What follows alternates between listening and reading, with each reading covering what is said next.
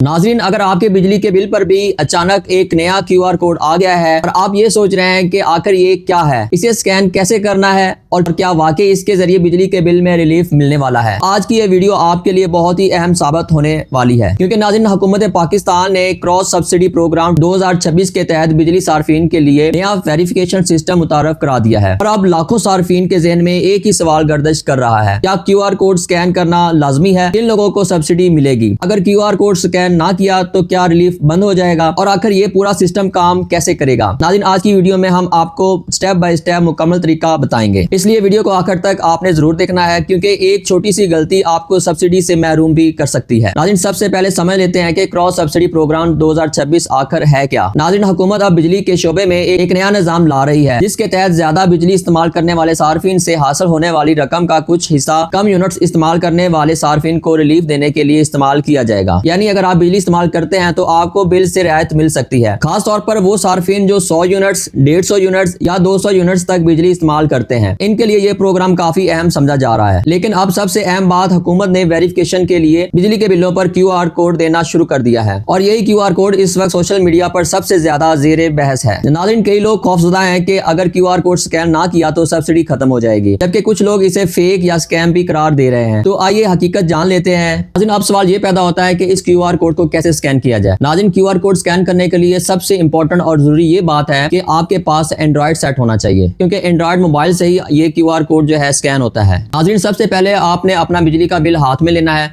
आपको बिल के नीचे या साइड पर एक QR कोड नजर आएगा। अपने मोबाइल का कैमरा ओपन करें। आजकल तकरीबन हर किसी के पास एंड्रॉइड सेट मौजूद है, और उस एंड्रॉइड सेट में QR स्कैनर पहले से ही मौजूद होता है। अपने मोबाइल कैमरा को QR कोड के सामने रखें। 10 सेकंड बाद मोबाइल इस कोड को रीड करेगा और एक लिंक आपकी स्क्रीन पर जाहिर हो जाएगा। आपने इस लिंक पर क्लिक करना है, और क्लिक करने के बाद आपने PITC या मुतलका पोर्टल पर चले जाना है, जहां आपसे कुछ मालूमात मांगी जाएंगी, मसलन CNIC नंबर, मोबाइल नंबर, बिजली के बिल का रेफरेंस नंबर, और बिजली के बिल के ऊपर कस्टमर ID लिखा होता है। ये सारी इंफॉर्मेशन आपने पुट कर देनी है। इसके बाद आपके मोबाइल पर OTP कोड आएगा, और नाज़रीन, जैसे ही आपको OTP कोड मिलेगा, आपने इस OTP कोड को सिस्टम में पुट कर देना है। सिस्टम ने इसको वेरीफाइड कर देना है। तमाम इंफॉर्मेशन जो है वेरीफाई हो जाएंगी, और फिर आपको मालूम हो जाएगा कि आप क्रॉस सब्सिडी प्रोग्राम के लिए एलिजिबल हैं या नहीं।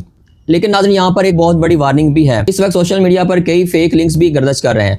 कुछ लोग जाली वेबसाइट्स बनाकर सार्फिन का CNIC और मोबाइल डाटा हासिल करने की कोशिश कर रहे हैं। इसलिए हमेशा सिर्फ ऑफिशियल PITC या डिस्कॉम की वेबसाइट इस्तेमाल करें।